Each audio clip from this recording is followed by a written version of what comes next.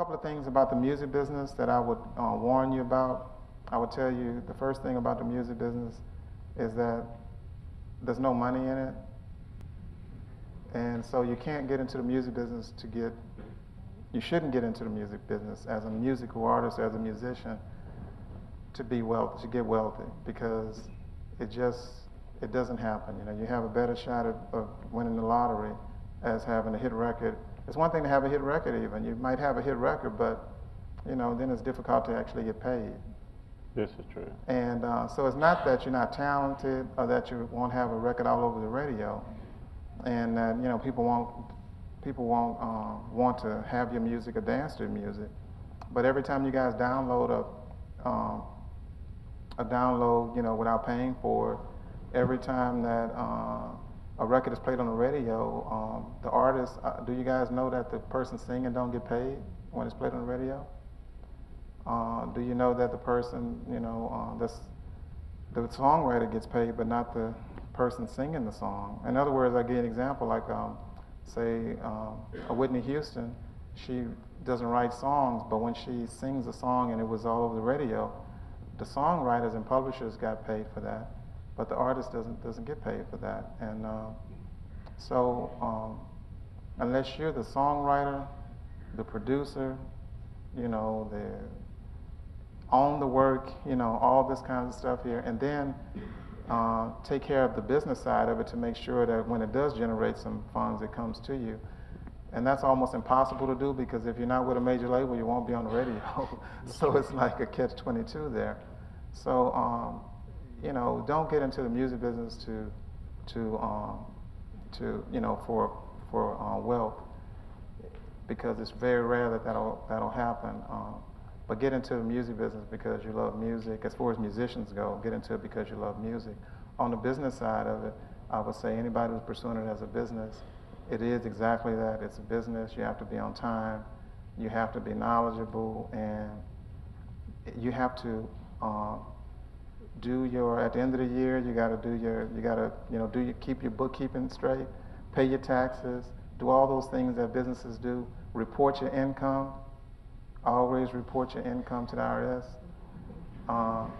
And I'm very serious about it. If you understand business, you form an LLC, and you do it don't do it under your Social Security name, number. You do it as a business. You form an entity other than yourself. You might form a fictional name as an artist, as a band, and you need to establish an entity and a relationship with banking and investors and the business people as a business entity, and not as Joe Blow, Social Security numbers, such and such and such. And if you do that, and the reason why you want to report your taxes is because you can also deduct them. Every time you buy some guitar strings, every time you take some music lessons, your education that you're getting, all these things are deductible. Your gas to rehearsal, your vehicle. So you want to tell the government that, yes, I made some money, but at the same time you want to tell them I didn't make any money because I had all these expenses, and that's true. That's the way it goes. So you don't have to try to hide what you're earning. You need to report it, because that's your resume. I mean, if somebody, like last year, we were fortunate enough to get an investor in my label. My label was almost about to fold up. An investor came and invested in my business. Before he invested, he wanted to know how my business was doing. So I had to send him a profit and loss statement, and he had to see what we had done, and with his investment, what we were going to do with that.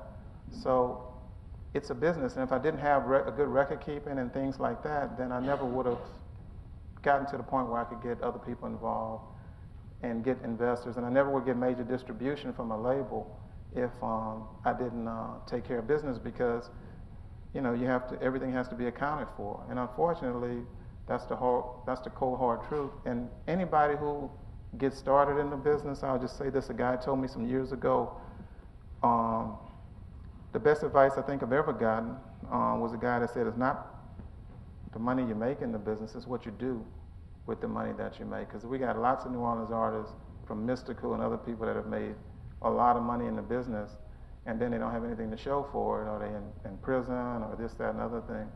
And so it's not that you can't, it's not that you don't have the talent or you won't be successful, but what you do with the little money that you do get dictates whether or not you're going to be successful as in a financial sense. You know, if you get the money and you invest it well and you take care of your business, you're going to be successful, and you don't even have to be the most talented person. The person who take care of their business, they're going to make it, and their music might not be, it might be total crap, but you know, I mean, but they got their business together. So that's usually the bands that succeed, like the Dave Matthews Bands and people like that. They had a good grassroots business network of people working with them, and you can take something like that and do wonders with it. And then you have other talented artists who die of drug overdoses, or, you know, I saw a documentary on Marvin Gaye the other night. I mean, Marvin Gaye, what a sad story, you know, for somebody that was so talented. Sly Stone, Jimi Hendrix, you name it, you know. Nobody is doubting talent, but you really, to be successful in the business, you really have to take care of the business. And that's not exciting and all that, and it's not sexy, but you know, you have to do that. Well, let's give Chris a big round of applause. Thanks, Chris. Appreciate it.